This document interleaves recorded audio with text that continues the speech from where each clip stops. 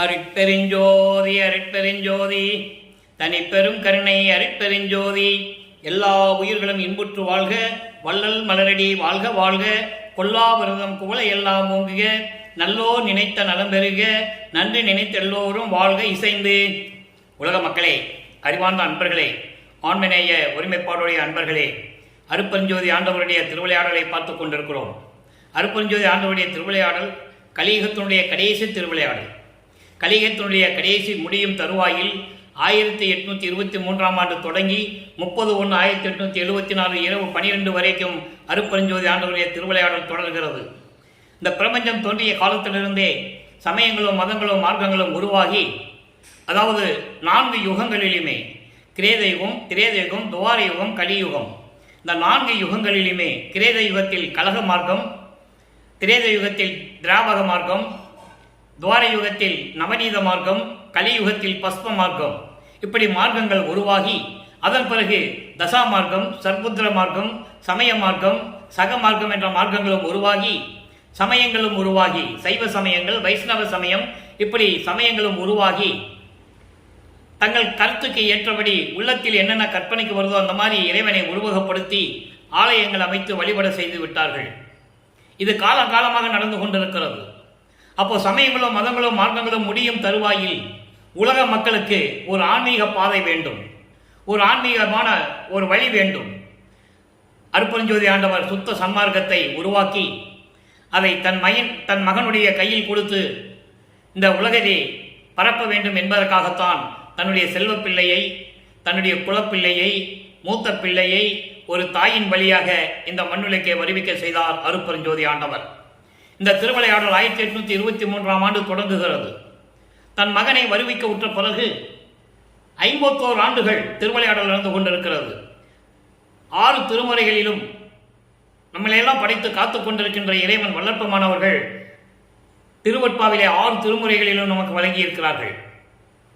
ஒவ்வொரு திருமுறையிலும் ஒவ்வொரு காலகட்டத்தில் எப்படி இறைவன் வந்து அருள் செய்தார் என்பதையும், இறைவனுடைய திருவிளையாடல் எப்படி நடந்தது என்பதையும், அதே போல இந்த பிரபஞ்சம் தோன்றிய காலத்திலிருந்து எப்படியெல்லாம் திருவிளையாடல் நடந்தது என்பதையும் ஒவ்வொரு பாடலிலும் நமக்கு தெளிவாக அருளி இருக்கிறார்கள். அதை நாம் படிப்படியாக பார்த்து கொண்டிருக்கிறோம். நமது பிள்ளைப்பெருமானவர்கள் வருவிக்க உற்று 1ஆம் ஆண்டிலிருந்து 8 ஆண்டுகளுக்குள் எந்தவித நிலையும் அவருக்கு ஏற்படவில்லை. அவருடைய மனம் ஒரு நிலையில் இல்லை. அதன் பிறகு 9ஆவது ஆண்டிலே நமது பிள்ளை பெருமானவர்களை அருட்பெருஞ்சோதி ஆண்டவர் ஆட்கொண்டு, மகனே, நீ என்னால் வருவிக்க உற்றவன், நீ என் மகன் என்று சொல்லி காட்சி கொடுத்து மறைந்து விடுகிறார். உடனே இவர் கேட்கிறார் தந்தையிடம், மறுபடியும் எனக்கு எப்போ வந்து அருள் கொடுப்பாய் என்று கேட்கும்போது முன்பருவம் பின்பருவம் காட்டி அருளுவேன் என்று சொல்லி மறைந்து விடுகிறார். அப்போ அந்த நிலையில் இருக்கும்போது இறைவனால் வருவிக்க உற்றவன் என்ற நிலை மட்டும் அவருக்கு தெரிகிறது, வேற எந்த நிலையும் அவருக்கு தெரியாது. அப்போ சமயங்களும் மதங்களும் மார்க்கங்களும் சூழ்ந்திருந்த காலகட்டங்களில் எப்படியெல்லாம் இறைவனை வேண்டினார் என்பதையும், சமயங்களிலும் மதங்களிலும் மார்க்கங்களிலும் சொல்லப்பட்ட நெறிகளை எப்படி பின்பற்றி கொண்டிருந்தார் என்பதையும், அதன் பிறகு சுத்த சன்மார்க்கத்தை பெற்ற பிறகு இதெல்லாம் உலக மக்களுக்கு தேவையில்லை என்ற நிலையை எப்படி நமக்கு அருளி இருக்கிறார் என்பதையும் பார்த்து கொண்டிருக்கிறோம். 9ஆவது ஆண்டிலே இறைவன் ஆட்கொண்ட பிறகு திருவருள் முறையீடு உருவாகிறது. வருவிக்க உற்ற 9ஆவது ஆண்டிலிருந்து 12 ஆண்டுகளுக்குள் திருவருள் முறையீடு உருவாகிறது. இறைவனிடம் முறையீடு செய்கிறார். நல்லா கவனிக்கணும். நீங்கள் நல்லா கவனிச்சாதான், பாடல் புரியாட்டாலும் பரவாயில்ல, பொருள் விளக்கம் சொல்லிக்கிட்டு இருக்கேன், நீங்கள் நல்ல மனசில் வச்சுக்கிட்டா தான் ஒவ்வொரு நாளும் இறைவனுடைய திருவிளையாடல் எப்படி நடந்ததுன்றதை நீங்கள் புரிஞ்சிக்க முடியும். நாயும் செய்யாத கடையேனுக்கு நாணமும் உள் நோயும் செய்யா நின்ற வன்பிடி நீக்கி நல் நோன்பளித்தாய். இப்போ இவரை ஆட்கொள்ளும் போது அவர் சொல்லுகிறார், 9ஆவது ஆண்டிலே ஆட்கொண்ட பிறகு அவர் திருவருள் முறையீடு செய்கிறார். எப்படி என்றால், நாயை விட கேவலமாக திரிந்து கொண்டிருந்த நான் அவமானத்தையும் மனதிலே துன்பங்களையும் சுமந்து கொண்டு வன்மையான பிடிகளிலே மாட்டிக்கொண்டு துயரங்களில் மாட்டிக்கொண்டு நான் திரிந்து கொண்டிருக்கும் போது, எப்போ 1ஆவது ஆண்டிலிருந்து 8 ஆண்டுகளுக்குள் திரிந்து கொண்டிருக்கிறார். அவர் யார் என்ன தெரியாமல் நிலையில் இருந்து கொண்டிருக்கும் போது 9ஆவது ஆண்டிலே என்னை ஆட்கொண்டு வரம் கொடுத்தாய், உனது மகன் என்று நீ பறைசாட்டினாய். அதான் சொல்றாரு, நல் நோன்பளித்தாய். அதுக்கப்புறம் சொல்றாரு பாருங்க, பேயும் செய்யாத கொடும் தவத்தால் பெற்ற பிள்ளைக்கு நல் தாயும் செய்யாள், இந்த நன்றி கண்டாய் செஞ்சடையவனே. பாடல் இது. தந்தையே, என்னை வந்து நீ ஆட்கொண்டு விட்டாய். 9வது ஆண்டிலே நீ என்னை ஆட்கொள்ளாத முன்னால் தெருவிலே திரிகின்ற நாய் போல நானும் தெரிந்து கொண்டிருந்தேன். அவமானப்பட்டு கொண்டும் துன்பங்களை சுமந்து கொண்டும் துயரங்களை சுமந்து கொண்டும் நான் தெரிந்து கொண்டிருந்தேன். ஆனால் 9வது ஆண்டிலே என்னை ஆட்கொண்டு, மகனே, நீ என்னால் வருவிக்க உற்றவன் என்ற நிலையை மட்டும் தெரிவித்துவிட்டு மறைந்து விட்டாய். ஒரு நல்ல தாய் கூட இந்த செயலை செய்ய மாட்டாள். ஒரு நல்ல தாய் கூட மகனிடம் இவ்வளவு அன்பு காட்ட மாட்டாள். ஆனால் நீ தாயாகவும் தந்தையாகவும் இருந்து என் மீது அன்பு காட்டி என்னை ஆட்கொண்டு சென்று விட்டாய். மீண்டும் வந்து எனக்கு அருளை கொடுப்பாயாக செஞ்சடையவனே, செந்நிறமுள்ள சடையை பின்னிய சடையபடிய இறைவனே என்று சொல்லுகிறார். அப்போ சிவபெருமானை அப்படிதான் சொல்லிட்டு இருந்தாங்க. சமயங்களும் மதங்களும் மார்க்கங்களும் வேதங்களும் ஆகமங்களும் அந்த காலகட்டங்களில் சிவபெருமானை உருவகப்படுத்தினேன். செஞ்சடை சடை சூடியவன், கொன்றை மலர் சூடியவன், கங்கையை சூடியவன், பிறைசந்திரனை சூடியவன், இப்படியெல்லாம் உருவகப்படுத்தினார்கள். அதையும் நமது பிள்ளை பெருமானவர்கள் செய்து கொண்டிருக்கிறார்கள். நல்லா நீங்க கவனிச்சுட்டே வரணும். நிலைகள் மாறும்போது எப்படி மாறுதுன்னு உங்களுக்கு புரியணும் இல்லை? அப்போ முதல்ல இருந்தே நீங்க கவனமா கேட்கணும். அப்போ அந்த நிலையில் இருக்கும்போது திருவருள் முறையீடு நடக்கிறது. இப்போ 13வது ஆண்டு தொடங்குகிறது. நான் ஏற்கனவே கூறியிருக்கிறேன், வல்லற்பெருமானுக்கு அவர்களுக்கு வயது இல்லை. அவர் ஒவ்வொரு யுகத்திலேயும் இருந்தவர் என்பதை திருவெட்பாவிலே நாம் கண்ட உண்மை தெளிவாக கூறியிருக்கிறார்கள். அப்போ அந்த நிலையில் இருக்கும்போது 13வது ஆண்டில் அடியெடுத்து வைக்கும் போது, வருவிக்கவுற்று 13வது ஆண்டில் அடியெடுத்து வைக்கும் போது திருவொற்றியூர் செல்லுகிறார். அங்கே மனதிடம் எப்படி சொல்லுகிறார்? நற்றுணை விளக்கம் என்ற பதிகத்திலே பாடல்களை அருளி இருக்கிறார்கள். ஒவ்வொரு நாளும் ஒவ்வொரு பாடலை பார்த்து கொண்டிருக்கிறோம். இன்று 6வது பாடல். மனதிடம் சொல்லுகிறார், துன்பப்பட்டு கொண்டிருக்கிறாய் மனமே, என் நெஞ்சே, இனிமேல் அது கவலைப்படாதே. நமச்சிவாயம் என்ற ஒரு இறைவன் இருக்கும்போது, அந்த பெயர் இருக்கும்போது, அந்த பெயர் நமக்கு துணையா இருக்கும்போது நாம் ஏன் பயப்பட வேண்டும், கவலைப்பட வேண்டும் என்று சொல்லுவார். பாடலை நல்லா கவனிங்க. மயங்கும் மால் உடல் பிணிகளை நீக்க மருந்து வேண்டினை. மனதிடம் சொல்லுகிறார், மனதை ஒரு நிலைப்படுத்த வேண்டும். ஏன்னா மனம், சித்தம், புத்தி, அகங்காரம் இந்த நிலைகளை கடக்க வேண்டும். இவரை அறியாமலேயே அதை கடந்து கொண்டிருக்கிறார். அருட்பெருஞ்சாண்டவர் கடக்க வைத்துக் கொண்டிருக்கிறார் என்பதை நீங்கள் புரிந்து கொள்ள வேண்டும். மருந்து வேண்டினை வாழி என் நெஞ்சே, கலங்கு உரையில் அருள் திரு வெந்நீர் எனது கரத்தில் இருந்தது கண்டிலை போலும். விலங்கு உரா பெரும் காமநோய் தவிர்க்க விரும்பி ஏங்கினை வெம்புரே, அழியா நலம் கொள் செஞ்சடை நாதந்தன் நாமம் நமச்சிவாயம் கான் நாம் பெரும் துணையே. பாடல். அப்போ இது திருவொற்றியூரில் நடந்து கொண்டிருக்கிறது. திருவொற்றியூரில் இறைவனை எப்படியாவது பார்த்து வேண்டும் என்று அங்கே சென்று கொண்டிருக்கிறார். அப்போ மனதிடம் சொல்லிக் கொண்டிருக்கிறார். எப்படின்னா, மாயைகளையும் மயக்கங்களையும் சுமந்து கொண்டு உடல் நோயை தீர்க்க முடியாமல் மருந்து வேண்டும் என்று நீ கேட்டாய். மருந்து வேண்டும் என்று கேட்டாய். வாழி என் மனமே, என் நெஞ்சே, கலக்கம் அடையாதே. நான் திருநீறு கையிலே வைத்துக் கொண்டிருக்கிறேன். நல்லா கவனிக்கணும். பிள்ளை பெருமானவர்கள், வல்லற்பெருமானவர்கள் திருநீர் பூசிக்கொண்டிருந்தார். உத்திராட்ச மாலை போட்டிருந்தார். கடுக்கான் போட்டிருந்தார். எல்லாம் போட்டுக்கொண்டுதான் இருந்தார். காலத்தின் கட்டாயம் இருந்துதான் ஆகணும். சமயங்களையும் மதங்களையும் மார்க்கங்களையும் இருந்துட்டு வந்தாதான் அதை பொய்ன்னு சொல்ல முடியும். அதனால மக்களுக்கு எந்த பிரயோஜனம் இல்லைன்னு சொல்ல முடியும். எல்லாமே வெளிப்புற தோற்றம் என்று சொல்ல முடியும். பாடல்கள் இருக்கு, நம்ம பார்க்க போறோம். அப்போ அந்த நிலையில் இருக்கும்போது இவரும் இருந்து கொண்டிருக்கிறார் என்பதை இங்கே தெரியப்படுத்துகிறார். உலக மக்களுக்கு தெரியப்படுத்துகிறார். என் கையில் திருநீர் இருக்கிறதே, நீ கவலைப்படாதே. அது சொல்றாரே, விலங்கு உரா பெரும் காம நோய். விலங்கு உரா என்பது அதாவது நீங்காத நம்மளை தொடர்ந்து கொண்டிருக்கின்ற இந்த காமம் இருக்கிறதே, அந்த காம நோயை நீக்க வேண்டும் என்று விரும்பி நீ ஏங்கிக் கொண்டிருக்கிறாய். காமத்தை நீக்க வேண்டும் என்று சொல்லுகிறார். காமம் என்பது பெரும் விருப்பு. அதாவது இல்லற வாழ்க்கைக்கு காமம் தேவை என்பது உண்மை. வல்லற்பெருமானே கூறியிருக்கிறார். ஆனால் அந்த காமமே வினையாக மாறிடக்கூடாது. அந்த காமத்தை சொல்லுகிறார் என்பதை நீங்கள் புரிந்து கொள்ள வேண்டும். அப்படிப்பட்ட காமத்தை நீக்க வேண்டும் என்று நீ ஏங்கிக் கொண்டிருக்கிறாய். துன்பப்படாதே. வெண்புரே, வெண்புரையில் என்று துன்பப்படாதே.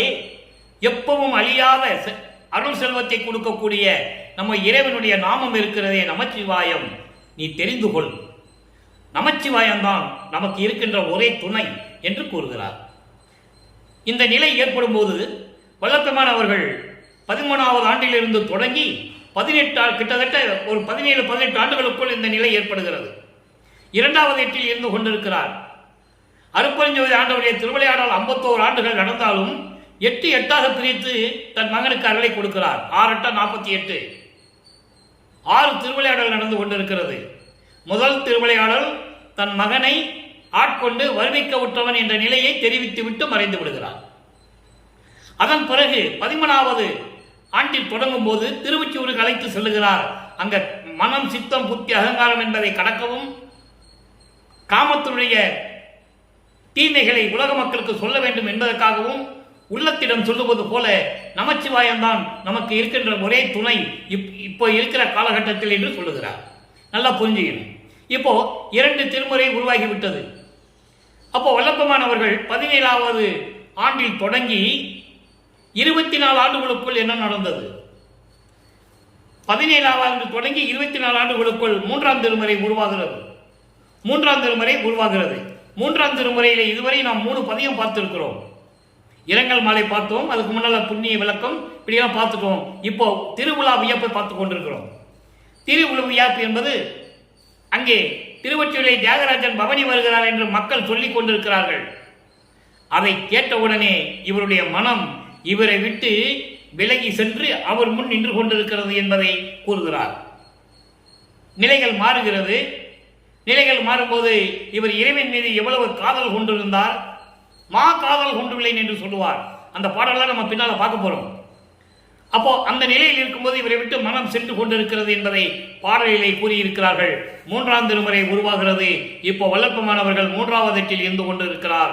3 வருவிக்க உற்று 24 ஆண்டுகளுக்குள் திருவொற்றியூரிலே என்னென்ன நடந்தது என்பதை ஒவ்வொரு பாடலின் மூலமாக நாம் பார்த்து கொண்டிருக்கிறோம்.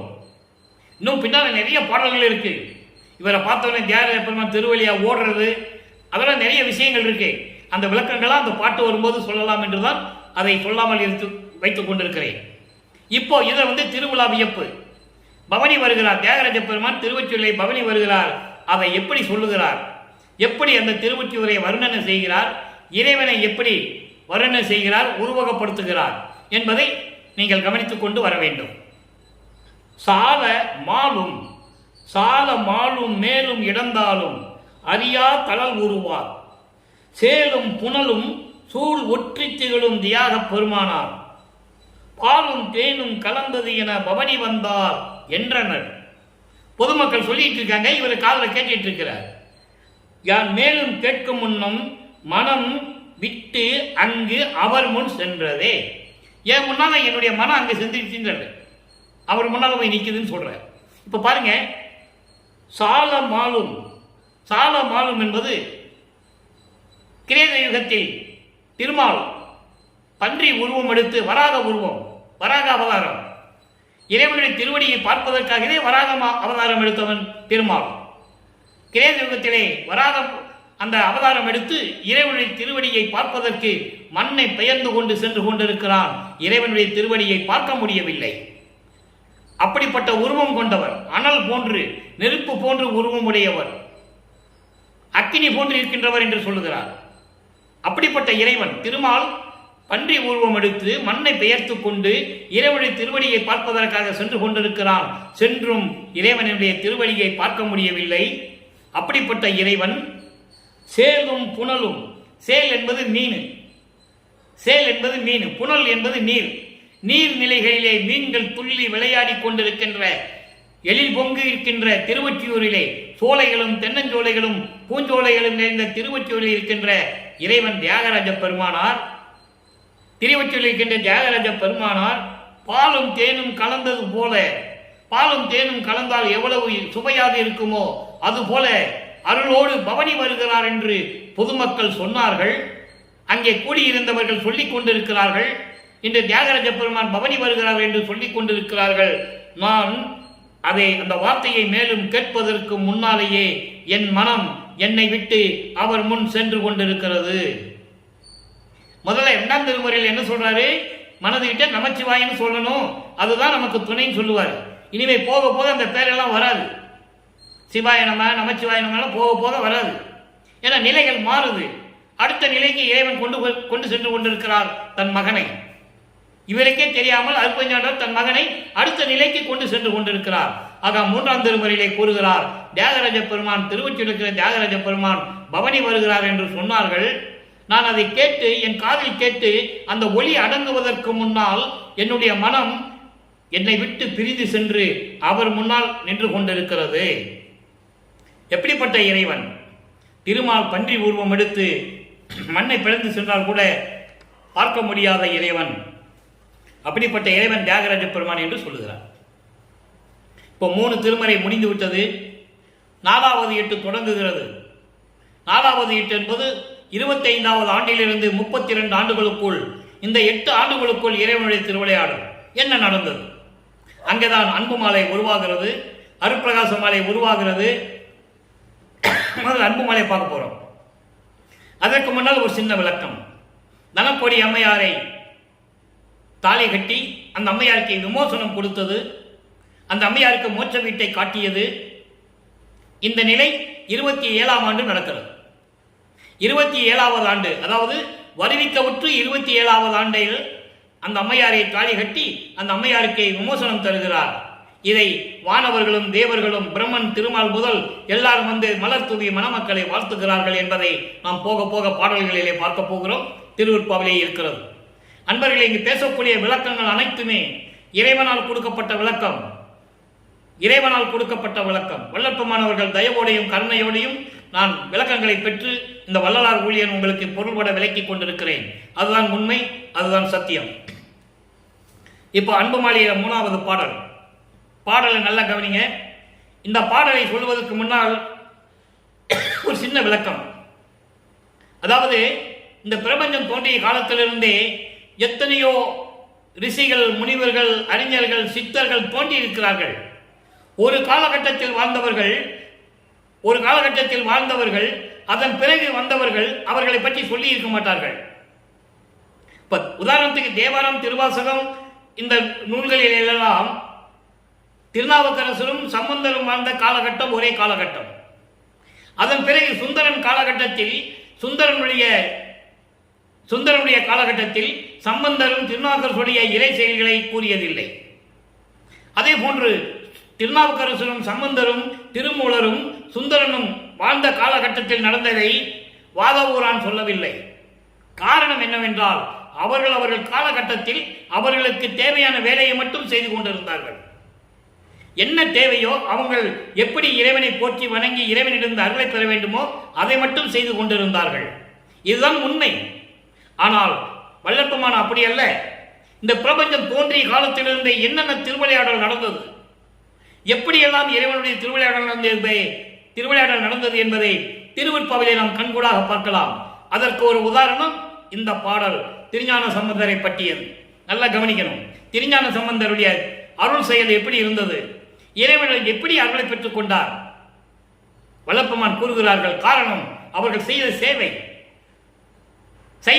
சைவ சமயத்தை பரப்பியது, இறைவனுடைய செயலை உலக மக்களுக்கு தெரியப்படுத்தியது, ஆன்மீக செயலை தெரியப்படுத்தியது என்ற காரணத்தினால் வல்லப்பமானவர்கள் இந்த 4 பேரையும், திருநாவுக்கரசர், சம்பந்தர், ஊரனடிகளார், அதாவது சுந்தரர், வாதவூரான், மாணிக்கவாசகருடைய செயல்களை 4ஆம் திருமுறையிலே ஆளுக்கு 10 பாட்டு பாடி பெருமைப்படுத்தி இருப்பார். இது மறக்க முடியாத சம்பவம். யாரும் செய்யாதது இறைவன் செய்கிறார். அவருடைய குழந்தைகள், இறைவனுடைய குழந்தைகள் என்பதனால் இதை செய்து கொண்டிருந்தார்கள் வல்லப்பமானவர்கள். இந்த பாடலை பாருங்க. திருஞான சம்பந்தரை பற்றியது. ஆண்பனை பெண்பனையாக்கி 3.5 வயதிலே ஞானப்பால் அருந்தி அருளை பெற்ற சம்பந்தர் திருஞான சம்பந்தர் ஆனார். திருஞான சம்பந்தர் ஆன பிறகு அவருடைய இறை செயலை நீங்க புராணங்களில் படிச்சிருக்கலாம், தேவாரத்தில் படிச்சிருக்கலாம். ஆனால் வல்லப்பமான ஒரு கதையை சொல்றாரு, நடந்த நிகழ்ச்சி சொல்றாரு. ஆண்பனையை பெண் பனையாக்கி. ஆண்பனையில பனங்காய், பனம்பழம் அதெல்லாம் வராது. அதே ஆண்பனையை பெண்பனையாக்கினார். அங்கே இருக்கிற அடியார்களினுடைய பேச்சை கேட்டு இறைவனிடம் வேண்டி ஆண் பனைமரத்தை பெண் பனையாக்கினார், பெண் பனைமரமாக்கினார். அடுத்து ஒன்று சொல்ற பாருங்க, பூம்பாவை என்று ஒரு பெண் இறந்து சாம்பலாகி எலும்பும் சாம்பலமாகி இருந்த பூம்பாவையை உயிரோடு எழுப்பினார். அதோடு மட்டுமல்ல, சீர்காழியிலே ஒரு தொண்டனுடைய மகனை உயிரோடு எழுப்பினார். இந்த நிகழ்ச்சிகளை எல்லாம் ரெண்டே வரியில சொல்றாரு, ஆண்பனை பெண்பனையாக்கி அங்கமது அணையாய் ஆக்கி, எலும்பும் சாம்பலமாக இருந்த பூம்பாவை என்ற பெண்ணை உருவகப்படுத்தி அதை வெளியே கொண்டு வந்து உயிரோடு கொண்டு வந்து செயல்பட வைத்தது. அருள் மனத்தில் ஒளி அனைவரையும் ஆக்கி, அருள் மனத்தில் ஒளி அனைவரையும் ஆக்கும் மாண்பனை. மாண்பன் என்பது திருஞான சம்பந்தர். அப்படிப்பட்ட ஒரு மாண்பனை இந்த உலகிற்கு நீ அளித்தாய் என்று இறைவனுடைய திருவிளையாடலை சொல்லுகிறார். எப்ப நடந்த திருவிளையாடலை வெள்ளப்பமானவர்கள் இந்த பாடலிலே குறிப்பிடுகிறார் என்றால், அவர் திருஞான சம்பந்தர் மீது ஒரு பற்று கொண்டு இருந்தார் என்பதை நீங்கள் புரிந்து கொள்ள வேண்டும். ஏன்னா இறைவனுடைய அருளை பெற்றவன் இல்லையா? ஆண்பனையை பெண் பனையாக்கி பூம்பாவையை உயிரோடு எழுப்ப செய்து, அதன் பிறகு ஒரு அடியனுடைய மகனை உயிரோடு கொண்டு வந்து, அதன் பிறகு திருமண நிகழ்ச்சியிலே அத்தனை பேரையும் நெருப்பிலே கலக்க வைத்தது. அதை சொல்றாரு, அருள் மனத்தில் ஒளி அனைவரையும் ஆக்கும். கல்யாணத்தில் வந்து கேட்கிறாரு இறைவன்கிட்ட, எனக்கு இல்வாழ்க்கையில எனக்கு விருப்பம் இல்லை இறைவா, இங்க வந்திருக்கிற என் கூட வர்றவங்களையெல்லாம் விருப்பப்பட்டவர்களையெல்லாம் நான் கூட கூட்டு வரேன்னு சொல்லும்போது இறைவன் அருள் செய்கிறார். அதை சொல்றாரு இங்க, அருள் மனத்தில் ஒளி அனைவரையும் ஆக்கும். எல்லாவற்றையும் நெருப்பிலே கலக்க வைத்து அங்கே கொண்டு போனது. அப்படிப்பட்ட மாண்பனை மிக்கு உவந்து அளித்த மா கருணை மலையே, அப்படிப்பட்ட திருஞான சம்பந்தனை இந்த உலகிற்கு அறிமுகப்படுத்திய இறைவனே, வருத்தமெல்லாம் தவிர்த்து எனக்கு வாழ்வளித்த வாழ்வே, அப்படிப்பட்ட இறைவனே, என்னை உன் மகனாக இந்த மண்ணிலைக்கு வருவிக்க செய்து என்னுடைய வருத்தங்களை எல்லாம் நீக்கி எனக்கு வாழ்வளித்த வாழ்வே, அப்படிப்பட்ட இறைவனே, நான்பனையும் தந்தையும் என் நற்குருவும் ஆகி நாயடி என் உள்ளகத்து நன்னிய நாயகனே. நான்பனை என்பது நான் பிளஸ் அணை. அணைன்னா ரெண்டு சொல்லி அணை, அதாவது தாய் சொல்ற தாயாகவும் எனக்கு நல்ல தாயாகவும், நான்பனை என்பது நல்ல தாயாகவும் நல்ல தந்தையாகவும் எனக்கு சற்குருவமாகி இருந்து என் உள்ளத்திலே பொருந்திய நாயகனே இறைவனே என்று சொல்லுகிறார். அடுத்து பாருங்க, வீண் பனை போல் மிக நீண்டு, வீண் பனை போல் மிக நீண்டு விழலுக்கு இறைப்பேன், எனினும் விருப்பமெல்லாம் நின் அருளின் விருப்பமன்றி இல்லையே. எல்லா திருவிளையாடலும் ஒன்னாலதான் நடக்குது. எனக்கு ஒண்ணும் கிடையாது, என்னுடைய விருப்பம் எதுவுமே இல்லை. நீ என்ன விரும்புறையோ, நீ எப்படி என்னை வைத்துக் கொண்டு திருவிளையாடல் செய்ய வேண்டும் என்று நினைக்கிறையோ அதுதான் நடக்க போகுது. வேறு ஒண்ணுமே கிடையாது. வீணா போனவர், வீணாக ஆண்டுகளை கழித்துக் கொண்டிருக்கிறேன். அப்படிப்பட்டவனை நீ நினைச்சாதான் திருவிளையாடல் நடக்கும் என்று சொல்லி அன்பு மாலையிலே இந்த பாடலை அருளி இருக்கிறார்கள். எனவே அன்பர்களே, இந்த பாடலிலே இதற்கு முன்னால் நடந்த திருவிளையாடல், திருஞான சம்பந்தனுக்கு எப்படி திருவிளையாடல் செய்தார் இறைவன் என்பதையும், அதே இறைவன் தனக்கு எப்படி திருவிளையாடல் செய்தார் என்பதையும் இந்த பாடலிலே நமக்கு அருளி இருக்கிறார்கள். ஆக 4ஆம் திருமுறை நிறைவடைகிறது. இப்போ 6ஆம் திருமுறைக்கு வரும். நான் ஏற்கனவே சொல்லியிருக்கிறேன், 5ஆம் திருமுறையுடைய விளக்கம் இப்ப தேவையில்லை, அதை பின்னால பார்த்துக்கலாம். அது தத்துவத்தினுடைய தலைவர்களையும் தத்துவங்களால் ஏற்பட்ட தத்துவ தலைவர்களை பற்றி பாடியது. அதெல்லாம் நம்ம பின்னால பார்த்துக்கலாம், இப்ப அது தேவையில்லை. 6ஆம் திருமுறை, 6ஆம் திருமுறை வரும்போது வல்லப்பமானவர்கள் எப்ப இருக்கிறாரே 5வது எட்டில் இருந்து கொண்டிருக்கிறார். 32 ஆண்டுகள் முடிந்தவுடனே 33வது ஆண்டில் அடி எடுத்து வைக்கிறார். அப்போ சுத்த சன்மார்க்கத்தை தன் மகனுக்கு கொடுக்க வேண்டும். இன்னும் வாங்கல சுத்த சன்மார்க்கத்தை, இன்னும் வல்லப்பமானவர்கள் தன்னுடைய தந்தையிடமிருந்து இன்னும் வாங்கல. வாங்குறதுக்கு முன்னால இந்த சமயங்களிலும் மதங்களிலும் மார்க்கங்களில் இருக்கும்போது ஏற்பட்ட நிலைகள், அதனால் இவருக்கு எப்படியெல்லாம் மன உளைச்சல்கள் இருந்தது, எப்படியெல்லாம் துன்பப்பட்டார் என்பதை ஒவ்வொரு பாடலிலே கூறியிருக்கிறார்கள்.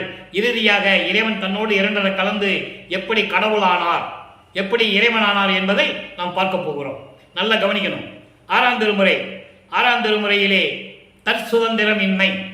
4ஆம் திருமுறை வரைக்கும் என்ன சொன்னாரு? என்னுடைய சுதந்திரம் ஒண்ணுமே கிடையாது. என்னுடைய விருப்பம் எதுவும் கிடையாது. என்னுடைய விருப்பம் எதுவும் கிடையாது. நீ என்ன நினைக்கிறியோ அதான் நடக்க போகுது. உன்னுடைய திருவிளையாடல் எப்படி நீ நடக்கணும்னு நீ செய்யணும்னு நினைக்கிறியோ, எப்படி திருவிளையாடல் செய்ய நினைக்க அதான் நடக்க போகுது. நான் சொல்லி ஒன்றும் ஆக போகுது என்று 4ஆம் திருமுறையில் சொல்லுவார். அதே இதை 6ஆம் திருமுறையில் எப்படி சொல்லுகிறார்? ஒவ்வொரு பாடலுக்கு ஒரு தொடர்பு உண்டு அன்பர்களே. இறைவன் கொடுத்த விளக்கத்தினால் தொடர்பு கொண்டு உங்களிடம் நான் விளக்கம் சொல்லிக் கொண்டிருக்கிறேன். தற் சுதந்திரமின்மை, எனக்கு எந்த விதமான சுதந்திரம் இல்லைன்னு சொல்றாரு. பாடல் 9வது பாடல் நல்லா கவனிக்கணும். கரை சேர புரிந்தாலும், நல்லா கவனிக்கணும். கரை சேர புரிந்தாலும் கடையேன் செய்த குற்றமெல்லாம் கருதி, மாயை திரை சேர புரிந்தாலும் திருவுளமே துணை என நான் சிந்தித்து, இங்கே உரை சேர இருத்தல் அன்றி உடையாய் என் உறவே என் உயிரே என்றன் அரசே என் அம்மா என் அப்பா இச்சிறிய நாள் ஆவது என்னே. 4ஆம் திருமுறை வரைக்கும் அப்படிதான் சொல்லுவார். அதாவது வருவிக்கப்பட்ட 32 ஆண்டுகள் வரைக்கும் நீ திருவிளையாடல் செய்யறேன்னு எனக்கு தெரிஞ்சு போச்சு, நான் சொல்லி ஒன்றும் ஆக போறதில்லை, நீ என்ன நினைக்கிறியோ அதான் நடக்க போகுதுன்னு சொல்லுவார். அதே மாதிரி 6ஆம் திருமுறைக்கு வரும்போது சொல்லுகிறார், நல்லா கவனிங்க.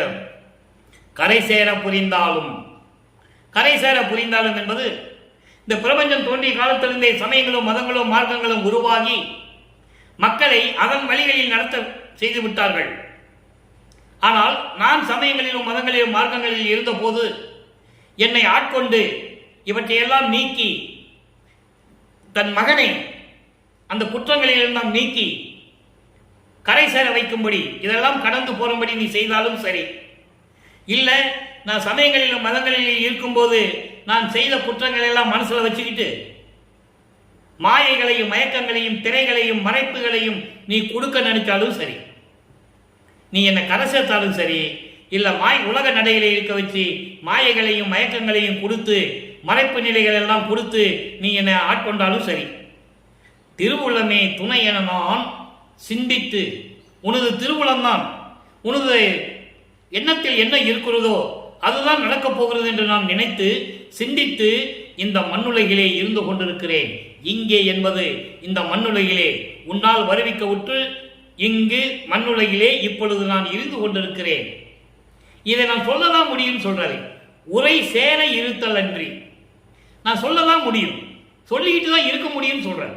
உரை சேர இருத்தல் அன்றி, நீ என்னை கரை சேர்த்தாலும் சரி, எப்பா எங்க அம்மா என் தாயே என் குருவே என் உயிரே என் துறையே என் உறவே, நீ என்னை கரை சேர்த்தாலும் சரி, இல்லை நான் சமயங்களிலும் மதங்களிலும் இருந்துட்டு தானே வந்திருக்கான் அப்படின்னு சொல்லி நீ என்ன மாயைகளையும் மயக்கங்களையும் உள்ள இந்த உலக வாழ்க்கையில இருக்க வச்சாலும் சரி, உன்னுடைய திருவுளம் தான் எனக்கு துணைன்னு நான் இருந்துட்டேன். இப்ப மண்ணுலகில நான் என்ன செய்ய முடியும்? உன்னால வருவிக்க விட்டு நான் என்ன செய்ய முடியும்? சொல்லதான் முடியும். உரை சேர இருத்தல் அன்றி, சொல்லுவதை தவிர வேற என்னாலும் செய்ய முடியாது. உடையாய் என்னை உடையவனே, எல்லாரையும் கொண்ட இறைவனே, அருப்பெருஞ்சோதியே, என் உறவே என் உயிரே என்னுடைய அரசே என்னுடைய அம்மா அப்பா, இந்த மகனால் ஆவது என்ன ஆகப் போகிறது? எனக்கு எந்த விதமான சுதந்திரம் இல்லை, தற்சுதந்திரம் எதுவுமே எனக்கு இல்லை, எல்லாமே உன்னுடைய சுதந்திரம் தான் என்று சொல்லி இந்த பாடலை அருளியிருக்கிறார்கள். அடுத்து 17வது பதிகம். இப்போ அதை சொல்லிட்டாரு. இப்போ இறைவனோட சேர்ந்து ஒளிமயமாவது அந்த அனுபவம் கிடைச்சா அதுக்கு ஈடு இணை எதுவுமே இல்லைன்னு சொல்லுவார். கேட்கிறாரு அப்பா கிட்ட, அத்துவித ஆனந்தத்து அனுபவ விடை ஈடு, அந்த தலைப்பு பேரு பதியத்து பேரு.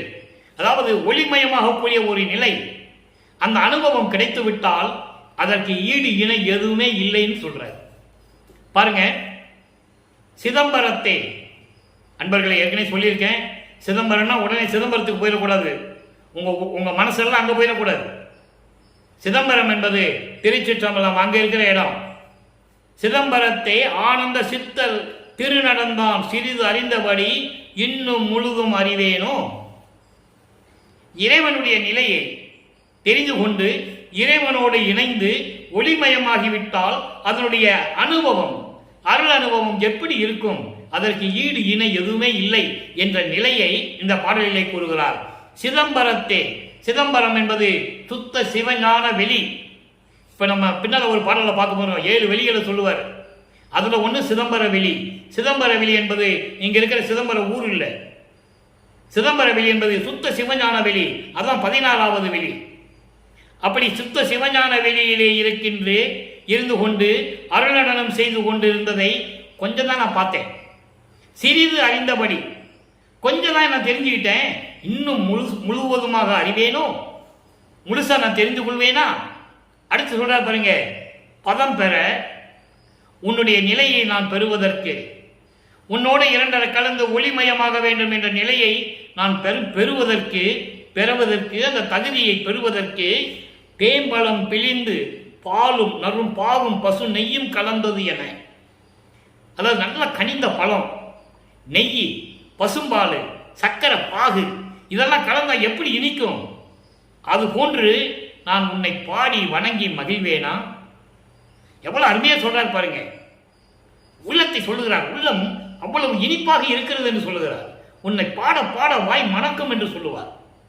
உன்னை நினைக்க நினைக்க உள்ளம் பூரிக்கும் என்று சொல்லுவார். பாடல்களிலே உண்டு. அப்போ அந்த நிலையில் இருக்கும்போது, அந்த நிலையில் இருந்து கொண்டு உனது கடவுள் நிலையை நான் பெற வேண்டும் என்றால் நான் உன்னை பாடி பாடி மகிழ்வேனா?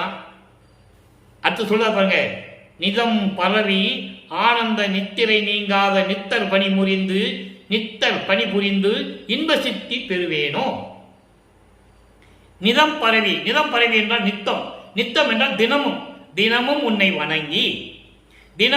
வணங்கி அரிதுயிலில் இருந்து கொண்டு, அரிதுயில் துரியாதீதத்துக்கு மேல தூங்குற மாதிரி இருக்கும், ஆனால் தூக்கம் கிடையாது. அது அந்த மாதிரி நிலை, அது இறைவன் நிலை. அதான் சொல்றாரு, ஆனந்த நித்திரை நீங்காத அரிதுயிலில் இருந்து கொண்டு உன் திருவடிகளுக்கு தொண்டு செய்து இன்ப சித்தி பெறுவேனோ.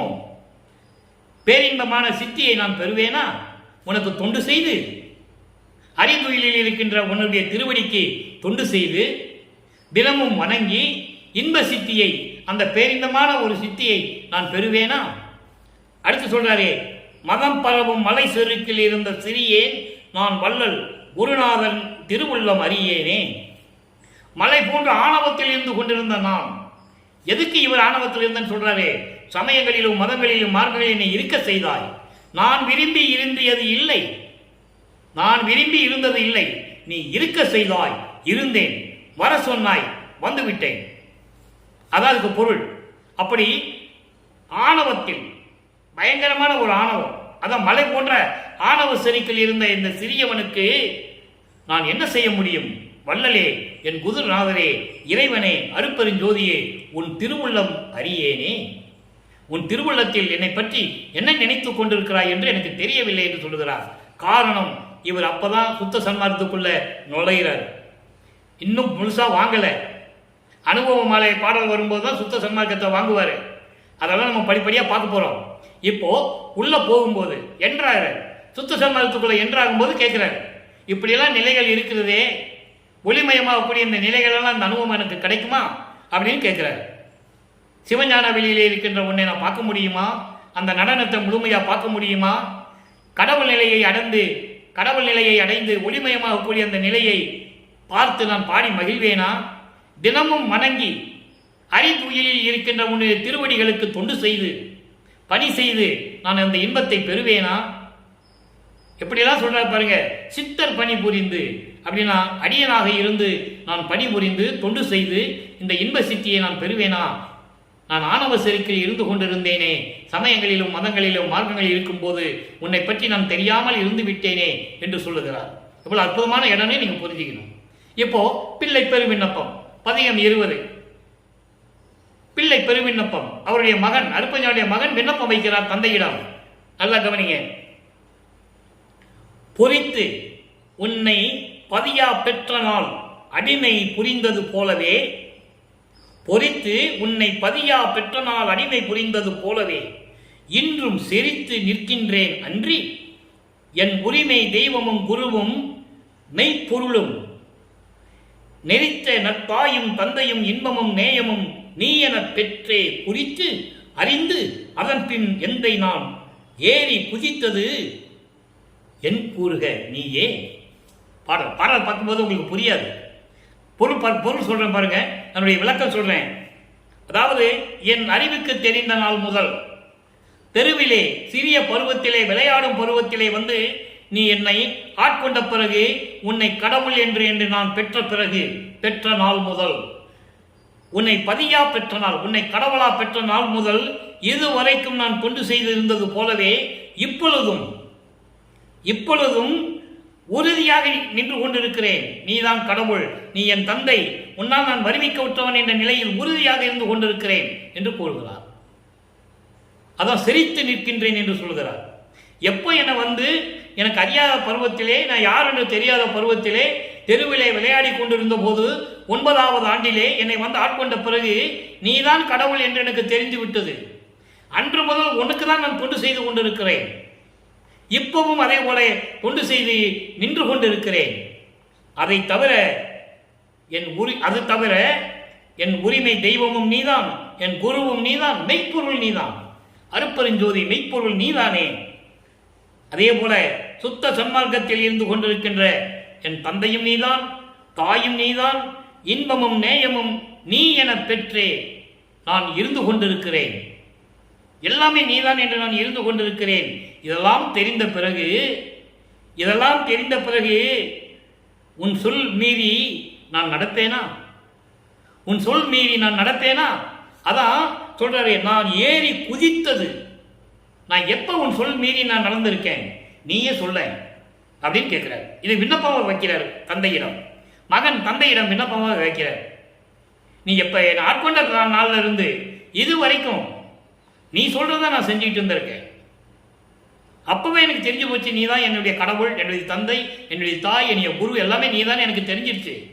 அது முதல்ல நான் இப்படிதானே இருந்துட்டு இருக்கேன். என்னைக்காவது உன் சொல் மீறி நான் நடந்திருக்கேனா? நீயே சொல்லு நான் சொல்லி விண்ணப்பம் வைக்கிறார். ஆக பிள்ளை பெருவிண்ணப்பம் வச்சாச்சு. இப்போ தனித்திரளங்களில் 47வது பாடல். எப்படியெல்லாம் அருளை பெற்றுக்கொண்டார், இறைவன் எப்படி அருள் செய்தார் என்பதை இந்த பாடலிலே பார்க்க போகிறோம். தனித்திரளங்கள் பதிகம் 110 47வது பாடல். பாடலை நல்ல கவனிங்க. ஐவகை தொழிலும் என்பால் அளித்தனை அதுகொண்டு இன்னால் செய்வகை தெரிவித்து என்னை சேர்ந்து ஒன்றாய் இருத்தல் வேண்டும். பொய்வகை அறியே வேறு புகழிலே பொதுவே நின்று மெய்வகை உரைத்தேன் இந்த விண்ணப்பம் காண்க நீயே. இப்போ சுத்த சன்மார்க்கத்தை வாங்குறாரு. ஒவ்வொரு பாடல் மூலமாக தான் பார்த்துக்கிட்டு இருக்கோம். இந்த பாடல்ல எல்லாத்தையும் வாங்கிட்டு 5 தொழிலையும் வாங்குகிறார். இறைவன் கொடுக்கிறார் மகனுக்கு. ஏற்கனவே இந்த பிரபஞ்சம் தோன்றிய காலத்திலிருந்தே பிரம்மன், திருமால், ருத்திரன், மகேஸ்வரன், சதாசிவம் இவங்க 5 தொழில்களை செய்து கொண்டிருந்த பதத்தலைவர்கள். அவர்கள் ஆயுள் காலம் முடிந்து விட்டது. அன்பர்கள், இந்த பிரபஞ்சத்துக்கு தோன்றிய அத்தனை பேருக்கும் ஆயுள் காலம் உண்டு. அது பிரம்மன் இருந்தாலும் சரி, திருமால் இருந்தாலும் சரி. பிரம்மனுக்கு 4,32,000 வருடம், திருமாலுக்கு 8,64,000 வருடம், மகேஸ்வரன் ருத்திரனுக்கு 12,76,000 வருடம். இப்படி ஒவ்வொருத்தர்களுக்கு 17,26,000 வருடம். யாருக்கு? மகேஸ்வரனுக்கு. இங்க 4 பேருடைய ஆயுளும் மொத்தமா சதாசிவத்துக்கு 43,20,000 வருஷம். அது முடிஞ்ச உடனே, அவங்களுடைய ஆயுள் காலம் முடிஞ்ச உடனே அவங்களுடைய செயல்பாடெல்லாம் முடிஞ்சிடும். அப்புறம் டம்மி தான். அவங்களுக்கு எந்த செயல்பாடு இருக்காது, சும்மா தான் இருக்கணும். அவங்க உலகத்தில் சும்மா இருக்கலாம்.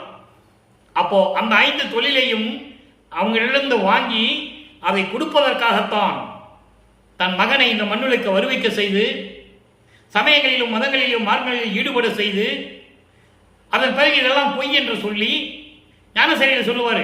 சாதி மதமும் பொய்யென பொய்யே என்று சொல்லுவார். பொய்யே அவற்றின் புகுதாதீர் என்று சொல்லுவார் ஞானசரியிலே. அகவல்ல சொல்லுவார், சாதியும் மதமும் சமயமும் பொய்யென ஆதியில் உணர்த்திய அருட்பெருஞ்சோதி. சாதியும் மதமும் சமயமும் காணா ஆதியநாதயம் அருட்பெருஞ்சோதி. அந்த நிலையை இவர்கள் எல்லாம் மாற்றிவிட்டார்கள். யார்? இந்த பிரம்மன், திருமால், இவங்க ஒரு பத தலைவர்கள், அதன் பிறகு வந்த தலைவர்கள், இவங்க எல்லாருமே இறைவனுடைய கட்டளையை மீறி நடந்து கொண்டார்கள். ஒட்டுமொத்தமாக எல்லா அருளையும் அவர்களிருந்து புடுங்கி வாங்கி மகனுக்கு கொடுத்துட்டாரு. அதை இங்க சொல்லுகிறார். ஐவகை தொழிலும் என்பால் அளித்தனை படைத்தல், காத்தல், அழித்தல், மறைத்தல், அருளல். இந்த ஐவகை தொழிலும் என்னிடம் கொடுத்து விட்டாய், நானும் பெற்றுக்கொண்டேன். அதோடு மட்டுமல்ல, நீ என் உள்ள இருக்கணும், வெளியே இருக்கக்கூடாது. ஒரு பாடலில் சொல்லுவாரு, அது சமயம் வரும்போது அந்த பாடலை சொல்ல முடியும். விளக்கம் மட்டும் ஒரு சிறிய விளக்கம். நீ தனியாக இருந்தேன்னா ஏற்கனவே இந்த அருளை இழந்த அணுக்கள், பிரம்மன் திருமால அணுக்கள்னு சொல்லுவார், அந்த அணுக்கள் மீண்டும் தவம் இருக்கும். அப்படி தவம் இருக்கும்போது நீ கருணை உள்ளவன், தயவு உள்ளவன், மறுபடியும் நீ அருளை கொடுத்துருவ. அப்ப நம்ம சுத்த சன்மார்க்கத்தை எப்படி மக்கள்கிட்ட கொண்டு போய் சேர்க்கிறது? அதனால நீ வெளியே இருக்கக்கூடாது, தனியா இருக்கக்கூடாது, என்னோட கலந்துரு. அதான் நடந்தது சித்தி வளாகத்தில். 51 ஆண்டுகள் கழித்து அது கிளைமேக்ஸ் சீனு, அதை நம்ம லாஸ்ட்ல பார்ப்போம். அப்போ அந்த நிலையில் இருக்கும்போது இறைவன் தந்தையை தன்னோடு இருக்க சொல்லுகிறார். என் உள்ள இருந்துவிட்டு செய்கின்ற முறையை எப்படி செய்யணும்னு நீ எனக்கு சொல்லு, நீ கட்டளையிடு, அந்த கட்டளைப்படி நான் செய்கிறேன். ஆனால் நீ என்னோடு இருந்துதான் ஆக வேண்டும், இருந்தால்தான் இந்த 5 தொழிலையும் நான் வாங்கிக் கொள்ளுவேன் என்று சொல்லுகிறார். பொய் வகை அறியேன், நான் பொய்யெல்லாம் சொல்ல மாட்டேன், உண்மைதான் சொல்றேன், சத்தியமா சொல்றேன். நீ தனியா இருந்தேனா எனக்கு இந்த தொழிலே வேண்டாம்னு சொல்லுவார். ஒரு பாடலிலே சொல்லுவார், விரிப்பிலே மாலையன் பதவி வேண்டி கொல் என விரும்பினும் கொல்லேன் என்று சொல்லுவார். எனக்கு அதெல்லாம் வேண்டாம், இந்த பிரம்மன் திருமால் ருத்திரன் இந்த பதவியெல்லாம் எனக்கு தேவையில்லைன்னு கேட்பாரு. ஏன் கேட்பாரு? அப்பா கேட்பாரு மகன் கிட்ட, ஏன் நீ தனியா இருந்தா நான் அதை வாங்க மாட்டேன், நீ என் கூட வந்துரு, நான் வாங்கிக்கிறேன், என்னோட கடந்துட்டு நீ உள்ள இருந்துட்டு சொல்லு, கட்டளையிடு, நான் செய்கிறேன்னு சொல்லுவார். அந்த நிலை இங்க உருவாகிறது. ஐவகை தொழிலும் என்பால் அளித்தனை அது கொண்டு இந்நாள் செய்வகை தெரிவித்து என்னோடு சேர்ந்து ஒன்றாய் இருத்தல் வேண்டும். பொய் வகை அறியேன், நான் பொய் சொல்லல, உண்மைதான் சொல்றேன். இது என்னுடைய விண்ணப்பமா நீ எடுத்து வச்சுக்கோ, இது இந்த விண்ணப்பம் காண்க நீயே என்று சொல்லி இந்த பாடலை அருளியிருக்கிறார்கள். ஆக சுத்த சன்மார்க்கத்தை பெற்ற பிறகு எப்படியெல்லாம் தொழிலை 5 தொழிலை பெற்றுக்கொண்டு இந்த பிரபஞ்சத்தை இயக்கிக் கொண்டிருக்கிறார் என்பதை நீங்கள் புரிந்து கொள்ள வேண்டும். அடுத்து மெய்யர்கள் வியப்பு 112வது பதிகம், மெய்யர்கள் வியப்பு 42வது பாடல். எவ்வளவு அற்புதமான பாடல் தெரியுமா? யாரு சொன்னது? வல்லப்பெருமான் அவர்கள் இந்த மண்ணுக்கு வலிமைக்கு உற்று 202 ஆண்டுகள் நடந்து விட்டது. யார் சொன்னது வல்லப்பெருமானை பத்தி? ஒரு ஆள் கூட சொல்லல. அது என்னால் உறுதியா சொல்ல முடியும். பொதுப்படையாக பேசினார்கள். வல்லப்பெருமான் யாரு, மருதூர்ல பிறந்தாரு, அப்படி ஒரு பொதுப்படையாக பேசினார்கள் தவிர வல்லப்பெருமானுடைய இறைநிலையை யாருமே சொன்னதில்லை. இந்த பிரபஞ்சத்தை இயக்கிறது யார்? இப்போ வல்லப்பெருமானவர்கள். 5 தொழிலை செய்து கொண்டிருப்பது யார்? வல்லப்பெருமானவர்கள். தன் தந்தையின் கட்டளைப்படி இயக்கிக் கொண்டிருக்கிறார் என்பதை இப்ப நம்ம அங்க பார்க்க போறோம் பாருங்க. மெய்யருள் வியப்பு. 7 நிலைகள் ஓங்கும் தெய்வமாடம் ஒன்றிலே. இந்த விளக்கமெல்லாம் இறைவன் கொடுத்த விளக்கம் அன்பர்களே. நீங்க எந்த தமிழ் அகராதியிலே கிடைக்காது. எட்டுதான் இருந்தால் கூட எல்லா அறிஞர்கள் இருக்கிறாங்க. இருந்தாலும் இந்த விளக்கம் இறைவன் கொடுத்த விளக்கம். 7 நிலைகள் ஓங்கும் தெய்வமாடம் ஒன்றிலே ஏற்றி கழிக்க வைத்தாய். சும்மா மருதுள்ள பிறந்தாரு சொல்லிட்டு இருக்க கூடாது. பிறந்தாரு உண்மை, வருவிக்க விட்டார் என்று சொல்லணும். வருவிக்க விட்டவனுக்கு மரணம் இல்லை. பிறக்கிறவனுக்கு அவதாரம் எடுக்கிறவனுக்கும் அந்த ஆயுஷ்காலம் முடிஞ்ச உடனே இறக்கணும். வல்லப்பெருமான் சொல்றாரு, யாரு? பிரம்மன் திருமால சொல்றாரு, செத்து செத்து பிறக்கும் இந்த தேவர்கள் எல்லாம் என் முன் வழியிலர் என்று சொல்லுவார். எனக்கு நிகரானவங்களே அவங்க கிடையாதுன்னு சொல்றாரு. அப்படிப்பட்ட வள்ளல் பெருமானை சர்வசாதாரணமாக பேசிக் கொண்டிருக்கிறார்கள். எப்படி நியாயம்? எப்படி இது தர்மமாகும்? நல்லதல்ல. அருட்பாவிலே தெளிவாக கூறியிருக்கிறார் வல்லப்பெருமானவர்கள். 7 நிலைகள் ஓங்கும் தெய்வமாடம் ஒன்றிலே ஏற்றி கழிக்க வைத்தாய், அதன் மேல் இளங்கும் குன்றிலே வாழும் பரிசும், நல்லா கவனிக்கணும், வாழும் பரிசும் கவிக்கும் கொடையும் மதிக்கும் தூசுமே மகிழ்ந்து கொடுத்து. எனக்கா புரியுதா? புரியாது. மதிக்கும் தூசும் கவிக்கும் கொடையும் வாழ்வும் பரிசும் மகிழ்ந்து கொடுத்து பின்னும் கொடுத்தாய். என்ன கொடுத்தாராம்? மணி பொற்காசுகள், மணி பொற்காசுமே என்று சொல்லுகிறார். இதனுடைய விளக்கம் பாருங்க. 7 நிலைகள் விளங்கக்கூடிய பரவெளி, பரம்பரவெளி, பராவரவெளி, பெருவெளி, பெருசுகவெளி, வெறும் வெளி, அதான் வெட்டவெளி, அடுத்து சிவஞான வெளி, 7 வெளிகள். இந்த 7 வெளிகளிலே முத்தேகம் அடங்கக்கூடிய வெளிகள் உண்டு. பரவெளி சுத்த தேகத்தை உடையது, பரம்பர வெளி பிரமண தேகத்தை உடையது, பராபர வெளி ஞான தேகத்தை உடையது. ஆக இந்த முத்தேகத்தை கொண்ட 3 வெளிகளும், பெருவெளியும் பெருசுக வெளியும் இதற்கு மேல் விளங்கி கொண்டிருக்கின்ற தெய்வமாடம் ஒன்றிலே இறைவன் இருக்கின்ற அந்த வெளி இருக்கிறதே, வெட்ட வெளி, வெறும் வெளி, அதற்கு மேலே ஒரு குன்று இருக்கிறது. அதுதான் சுத்த சிவஞான வெளி, அதுதான் சிதம்பர வெளி, அதுதான் சிதம்பர வெளி. அப்போ அப்படிப்பட்ட வெளியில் என்னை நிற்க வைத்து என்னை ஏற்றி மகிழ வைத்தாய். 7 நிலைகள் ஓங்கும் தெய்வமாடம் ஒன்றிலே ஏற்றி கழிக்க வைத்தாய். அவை மேல், அதன் மேல் இளங்கும் குன்றினிலே வாழும் பரிசும். அதுக்கு மேலே என்ன குன்று? சுத்த சிவஞான வெளி 16வது நிலை. சரியகிரி யோகம் 12 நிலைகளை கடந்து, மதங்களையும் மார்க்கங்களையும் சமயங்களையும் கடந்த நிலைகள் எல்லாம் கடந்து, ஞான சரியை, ஞானக்கிரியை, ஞானத்தில் யோகம், ஞானத்தில் ஞானம், அந்த நிலையில் இருக்கின்ற நிலையில் என்னை இருக்க வைத்து வாழும் பரிசு. வாழும் பரிசு சாகாவரம், மரணமில்லா பெருவாழ்வு, அதான் வாழும் பரிசு. வாழும் பரிசும் கவிக்கும் குடை. கவிக்கும் குடை என்பது மகுடம், அரசாட்சி. மன்னர்கள் எப்படி இளவரசர்களுக்கு மணிமடம் சூட்டி, மகுடம் சூட்டி மகிழ்வார்களோ, அதே போல எனக்கும் கொடுத்து மகிழ்வித்தாய் என்று சொல்லுகிறார். எவ்வளவு அற்புதமான இடம்ன்றதை நீங்க புரிஞ்சுக்கணும். ஆக 7 நிலைகள் கடந்து, எல்லா வெளிகளையும் கடந்து இருக்கின்ற சுத்த சிவஞான வெளி, சிதம்பர வெளியிலே இருந்து கொண்டு என்னை ஏற்றி வைத்து, அங்க போயிட்டாலே மரணமில்லா பெருவாழ்வு, வாழ்வு பரிசு. அதான் கவிக்கும் குடை, எனக்கு மகுடமும் சூட்டி. மகுடம் என்ன?